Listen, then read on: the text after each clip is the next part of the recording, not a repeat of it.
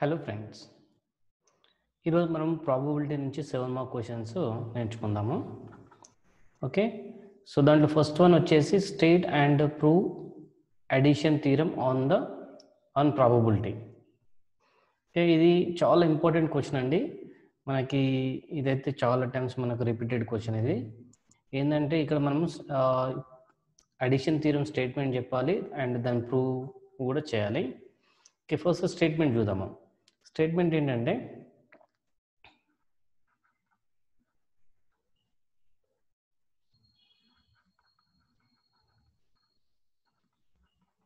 statement. So statement ఏంటంటే if any events like E1 and E2 are two events, E1, E2 are any two events, any two events of a random experiment, random experiment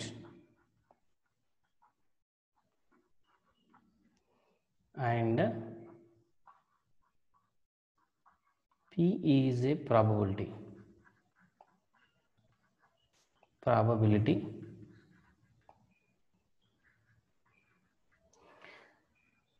function. ఈ statement కాబట్టి మొత్తం రాయాలండి compulsory. Then P of E1 union E2, P of E1 union E2 equals to P of E1 plus P of E2 minus P of E1 intersection E2 అని prove చేయాలి మనం. Actually ఇది statement ఏంటి? If E1, E2 any two events of A random experiment and P is a probability function, then P of E1 union E2 equals to P of E1 plus P of E2 minus P of E1 intersection E2.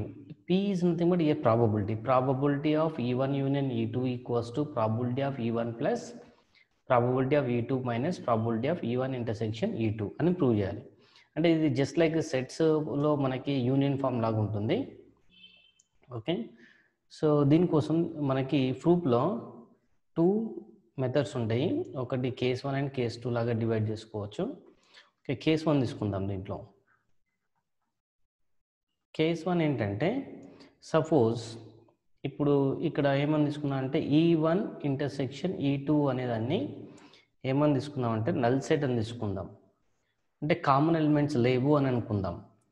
అప్పుడు దాని probability ఏమవుతుంది? ఇంతకుముందు మీకు ఫార్ములాస్లో చెప్పిన నేను, ఎప్పుడైతే null set అవుతుందో దాని ప్రాబబిలిటీ కూడా ఏమవుతుందంటే ఇంపాసిబుల్ అన్నట్టు. ఇది null set is nothing but impossible ఈవెంట్కి ఏమవుతుంది? P of E1 intersection E2 equals 0 అన్నట్టు ది మీనింగ్. ఓకే, సో డయామెట్రికల్గా చూద్దాము. ఓకే, వెన్ డయాగ్రామ్స్ లాగా. ఓకే, ఇక్కడ ఒక E1 అని ఒక సెట్ తీసుకున్నాము, ఇక్కడ E2 అని ఒక సెట్ తీసుకున్నాము. ఇక్కడ శాంపుల్ స్పేస్ E1 ఒక ఈవెంట్ అండ్ E2 ఒక ఈవెంట్. ఈ రెండింటికి కామన్గా ఏం లేవు కాబట్టి ఇక్కడ మనకి E1 ఇంటర్సెక్షన్ E2 ఏమవుతుందంటే నల్ సెట్ అవుతుంది. ఓకే, మనకి ఈ సెట్స్ అనేది ఒక ఐడియా ఉంది కదా, సో దాన్ని బేస్ చేసుకొని రాస్తున్నాం. ఓకే, ఇలా ఉన్నప్పుడు ఏమవుతుందో చూద్దాం. ఓకే, P ఆఫ్ అంటే probability of E1 union E2 equals to P of E1 plus P of E2 అని రాయొచ్చు కదా. P of E1 union E2 equals to P of E1 plus P of E2 అని రాయొచ్చు. ఆ తర్వాత దీన్ని మనము P of E1 union E2 equals to P of E1 plus P of E2 minus 0 అని రాసుకోవచ్చు. అంటే అడిషనల్గా నేను 0 అని తీసుకుంటున్నా, అంటే దీంట్లో నుంచి ఒక 0ని సబ్ట్రాక్ట్ చేసినా ఏం కాదు. ఓకే, బట్ ఇక్కడ మనకు 0 అంటే ఏమని తెలుసు? P of E1 intersection E2, అది ఇక్కడ 0 ప్లేస్లో రాదాము. P of E1 union E2 equals to P of E1 plus P of E2 minus P of E1 intersection E2. ఇలా మనం కేస్ 1లో ప్రూవ్ చేయొచ్చు. నెక్స్ట్ కేస్ 2 చూద్దాం. కేస్ 2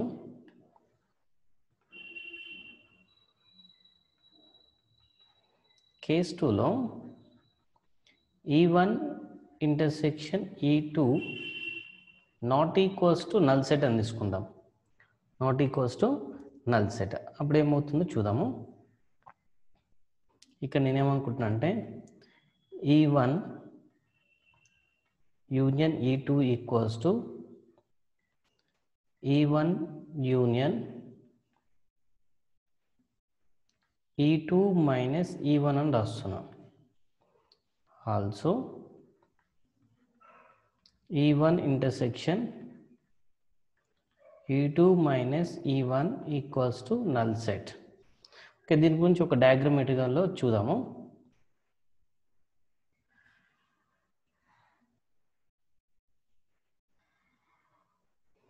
ఓకే, ఇక్కడ ఒక సెట్ తీసుకుందాము. ఇక్కడ ఒక సెట్ తీసుకుందాము. అంటే ఫస్ట్ది E1 అందాము, సెకండ్ది E2 అందాము. ఓకే, ఫస్ట్ దీన్ని నేను ఇలా రాస్తున్నాను, ఇలా డ్రా చేసిన. అండ్ సెకండ్ది వర్టికల్గా డ్రా చేస్తాను. ఓకే, కింద చూద్దాము. ఇక్కడ ఓన్లీ ఇట్లా లైన్స్ ఉన్నది మొత్తం ఏమవుతుంది, వర్టికల్గా లైన్ ఉన్నది ఏమవుతుందంటే E2 మైనస్ E1 అవుతుంది. Next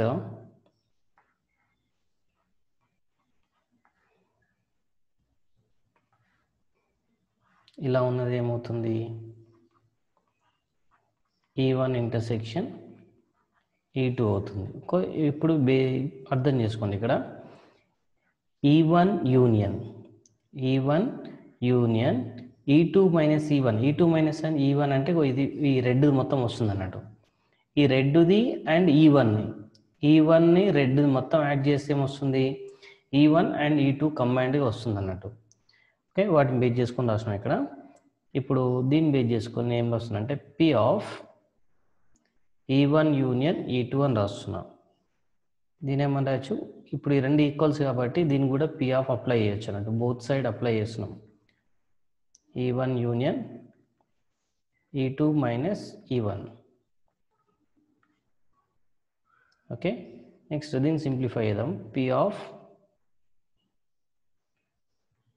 E1 plus P of E2 minus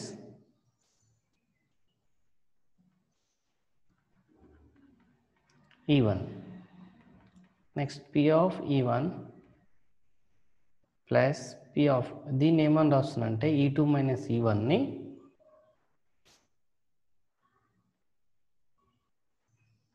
E2 minus E1 intersection E2 అని రాస్తున్నాం.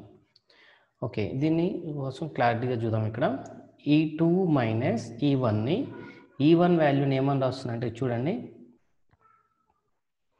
E1 ఇంటర్సెక్షన్ E2 అని వస్తుంది. E2 మైనస్ E1 అంటే కంప్లీట్ ఇక్కడ రెడ్ అన్నట్టు. ఓకే, E2 మైనస్ E1 అంటే ఇక్కడ రెడ్ది. ఈ రెడ్ది రావాలంటే ఏం చేస్తున్నా అంటే E2ని అండ్ E2లో నుంచి E1 ఇంటర్సెక్షన్ E2ని తీసేస్తున్నా. అంటే చూడండి కంప్లీట్గా ఇక్కడ E2 అనేది మొత్తం ఉంది. E2 అనేది దీంట్లో నుంచి ఏం తీసేస్తుండు, ఇంకో ఈ పార్ట్ తీసేస్తుంది. ఈ పార్ట్ ఇంకో క్లియర్గా అర్థమవుతుందా. ఈ పార్ట్ని తీసేసినప్పుడు ఏం మిగులుతుంది, ఇక్కడ మళ్ళీ రెడ్డే మిగులుతుంది కదా. సో ఇప్పుడు ఇక్కడ దీనికి ఉన్నదానికి కూడా రెడ్డే, అప్పుడు దీనికి కూడా రెడ్డే అవుతుంది అన్నట్టు కంప్లీట్గా.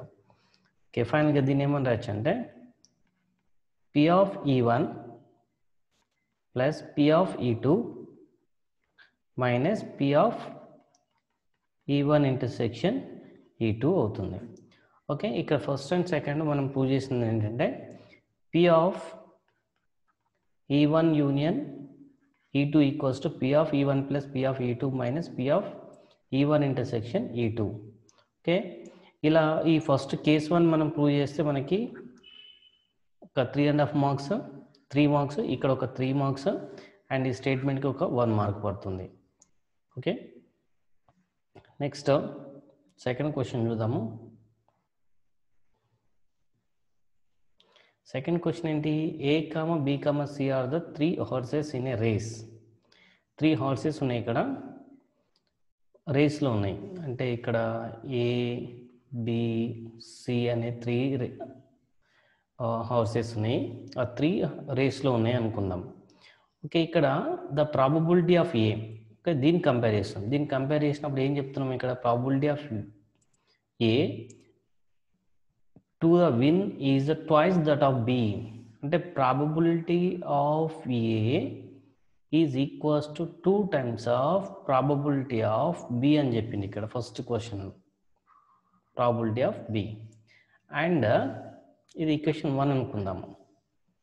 And the probability of B is twice of C అన్నాడు. ఇక్కడ probability of B is twice of probability of C అన్నాడు. Okay, what are the probabilities of A, B and C to the win the race? Okay, ఇండివిజువల్గా find చేద్దాం. ఇక్కడ P of B ఉంది కదా, P of B దీంట్లో పెడదాం. అప్పుడు ఏమవుతుంది చూద్దాము. P of A equals to P2 into ఈ B. P of B అంటే ఏముంది ఇక్కడ? 2 ఇంటూ P of C అని ఉంది. 2 into P of C. Okay, దీన్ని సింప్లిఫై చేసి ఏమొస్తుంది? P of A equals to 2 2s 4 అవుతుంది. 4 ప్రాబబిలిటీ ఆఫ్ C అవుతుంది. ఓకే, ఇక్కడ మనకి P of A వాల్యూ ఉంది, P of B వాల్యూ ఉంది. P of A అంటే 4 times of P of C అని ఉంది ఇక్కడ.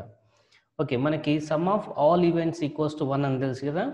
సో ఆ కాన్సెప్ట్ చూద్దాం. Probability of A plus probability of B plus probability of C equals to 1 అని తెలుసు. ఓకే, ఇప్పుడు ప్రాబబిలిటీ ఆఫ్ A అంటే ఇక్కడ మనకి ఏమొచ్చింది? 4 ఇంటూ ప్రాబబిలిటీ ఆఫ్ C అని వచ్చింది. అండ్ ప్రాబబిలిటీ ఆఫ్ B అంటే ఏముంది? 2 టైమ్స్ ప్రాబబిలిటీ ఆఫ్ C ఉంది. And probability of C equals to 1. Okay, ఇప్పుడు ఇక్కడ 4 PC ఉంది, ఇక్కడ 2 PC అండ్ PC. టోటల్ ఎంత? ఇక్కడ 7 ప్రాబబిలిటీ ఆఫ్ C అవుతుంది, ఈక్వల్ టు 1.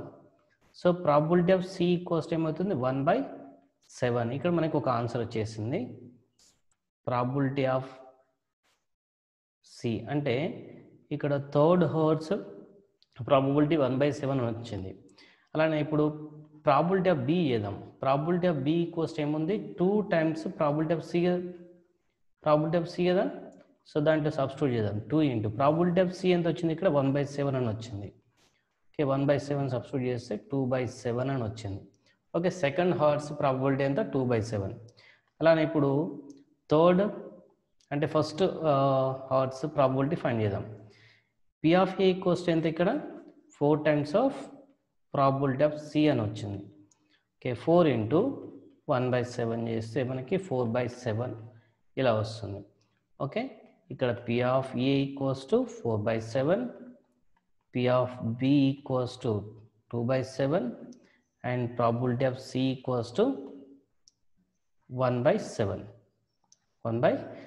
ఇలా 3 హార్సెస్ ఉన్నాయి. ఒక్కొక్క హార్స్ దాని probability to win the race అనేది ఇచ్చినాం. 4/7, 2/7 అండ్ 1/7. నెక్స్ట్ ఇంకో క్వశ్చన్ చూద్దాము. In a box containing 15 bulbs. అంటే ఇక్కడ ఒక బాక్స్ ఉంది, ఇక్కడ ఒక బాక్స్. ఈ బాక్స్లో 15 బల్బ్స్ ఉన్నాయి. ఎన్ని ఉన్నాయి? 15 బల్బులు ఉన్నాయి. దాంట్లో 5 ఆర్ డిఫెక్టివ్, అంటే -5, 10, 5 defective and 10 good bulbs. Okay, ఈ 5 bulbs are selected at random. అంటే ఈ 15 బల్బ్స్లో నుంచి, అంటే ఇది మొత్తం 15 ఉన్నాయి, ఈ 15 బల్బ్స్లో నుంచి ఒక 5 బల్బ్స్ సెలెక్ట్ చేస్తున్నాడు. 5 బల్బ్స్ సెలెక్ట్ చేసినప్పుడు ఏమడుగుతుండు? Find the probability of the event that none of them is a defective. First ఇక్కడ మనము ఏం ఫైండ్ చేద్దామంటే 5 బల్బ్స్ సెలెక్ట్ చేసుకోవడం అనే దానికి ప్రాబబిలిటీ చేద్దాం.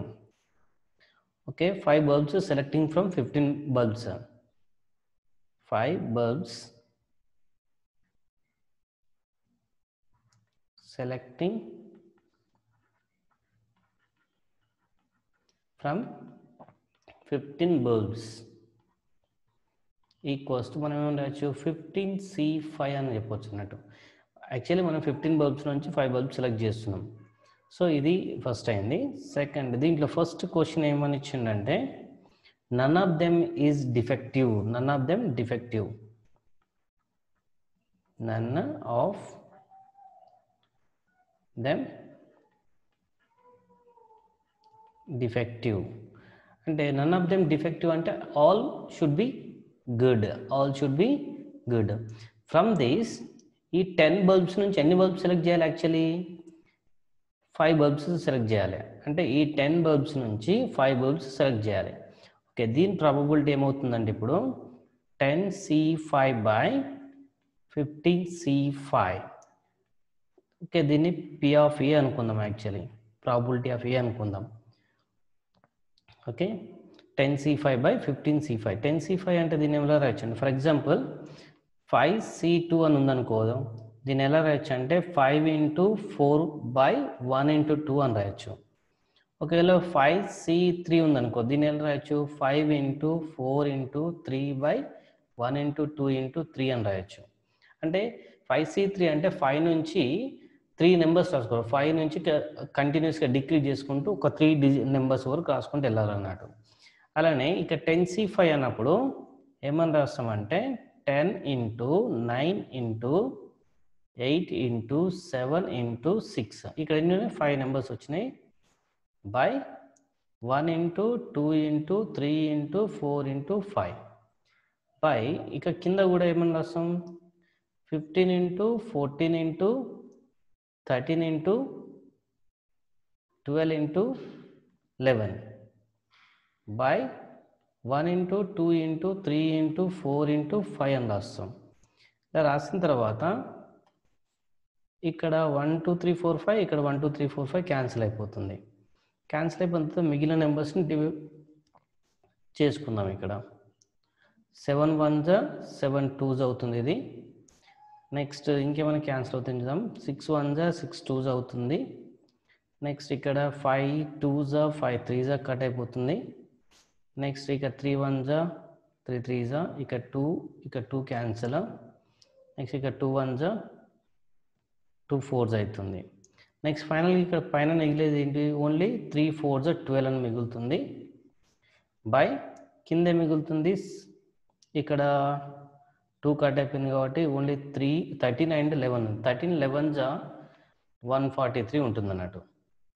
నెక్స్ట్ సెకండ్ వన్ చూద్దాం. సెకండ్ వన్ క్వశ్చన్ ఏంటి? ఇక్కడ only one of them is defective అంటే ఒకే ఒక డిఫెక్టివ్ ఉండాలి. అయితే యాక్చువల్లీ మనకి 5 డిఫెక్టివ్ ఉన్నాయి. ఈ 5 డిఫెక్టివ్ నుంచి 1 డిఫెక్టివ్ కావాలి. అంటే 1 డిఫెక్టివ్ అంటే ఎలా రాసుకోవచ్చు 5C1. 5C1 డిఫెక్టివ్ అంటే ఈ 5 ఉన్న 5లో ఒక డిఫెక్టివ్ ఉండాలి. మిగిలిన 4 బల్బ్స్ యాక్చువల్ మనం సెలెక్ట్ చేయాల్సింది 5 బల్బ్స్. యాక్చువల్లీ సెలెక్ట్ చేయవలసిన బల్బ్స్ అన్ని 5. దీంట్లో ఒకటి defective, remaining 4 will be good. అంటే రిమైనింగ్ 4 గుడ్ కాబట్టి దాన్ని ఇలా సెలెక్ట్ చేసుకోవచ్చు 10C4 అని చేయొచ్చు. ఓకే, ఇప్పుడు దీని ప్రాబబిలిటీ P ఆఫ్ B అనుకుందాం. ఓకే, 5C1 × 10C4 బై మనం టోటల్గా ఎన్ని 5 బల్బ్స్ సెలెక్ట్ తీసేయాలి. 5 బల్బ్స్ తీసేయాలి కాబట్టి దాన్ని ఏం చెప్పాలి 15C5 చెప్పాలి. అర్థమవుతుందా? ఇక్కడ only one of them is a defective అన్నాడు కాబట్టి మనకు డిఫెక్టివ్ ఉన్నాయి 5 కాబట్టి 5లో నుంచి ఒకటి సెలెక్ట్ చేసినాం. అండ్ రిమైనింగ్ 4 బల్బ్స్ తీసుకోవాలి. రిమైనింగ్ 4 ఎక్కడి నుంచి తీసుకుంటాం? గుడ్లో నుంచి తీసుకోవాలి కంపల్సరీ. ఓకే, ఇప్పుడు 5C1 ఎలా రాసుకోవచ్చు అంటే 5C1 is the values 5 and 10C4 అంటే 10 × 9 × 8 × 7 by 1 × 2 × 3 × 4 by 15 14 13, 12, 11 by 5 into 4 into 3 into 2 into 1. Okay, ఇక్కడ 1 2 3 4 ఇంకా 1 2 3 4 క్యాన్సిల్ అయిపోతుంది. క్యాన్సిల్ అయిపోయిన తర్వాత ఇంకా ఏమేమి ఉన్నాయో చూద్దాం. ఓకే, ఇక్కడ 5 అనేది ఒకటి ఉంది కాబట్టి 5 మీదకి వచ్చేస్తుంది. మీదకి వచ్చేస్తే 5 5 is 25, లేకుంటే 5 into 5 అని రాదాము, into 10 into 9 into 8 into 7 by 15 into 14 into 13 into 12 into 11. Okay, just ఈ 5 ఇక్కడ 5కి వచ్చేస్తుంది అన్నట్టు. ఓకే, ఇక్కడ 5 1s 5 3s కట్ చేద్దాము. 3 1s 3 3s. నెక్స్ట్ ఇంకేముంది కట్ చేసేది, 7 1s 7 2s కట్ అయిపోయింది. నెక్స్ట్ ఇక్కడ 6 అనేది లేదు కదా, ఇక్కడ 12 ఉంది. 3 1s 3 4s 2 1s 2 5s. ఇంకేమైనా కట్ ఏమైనా పైన ఇంకేం లేవు. 5 and 5 5 5s 25 అవుతుంది. బై ఇక్కడ ఏముంది, 13 11s 13 11s ఎంత అవుతుందో వచ్చేద్దాము. సారీ, ఇంకా 5 5s 25 అండ్ 8 ఉంది ఇక్కడ. సారీ, అని 4 1s 4 2s అని రాదాము దీన్ని.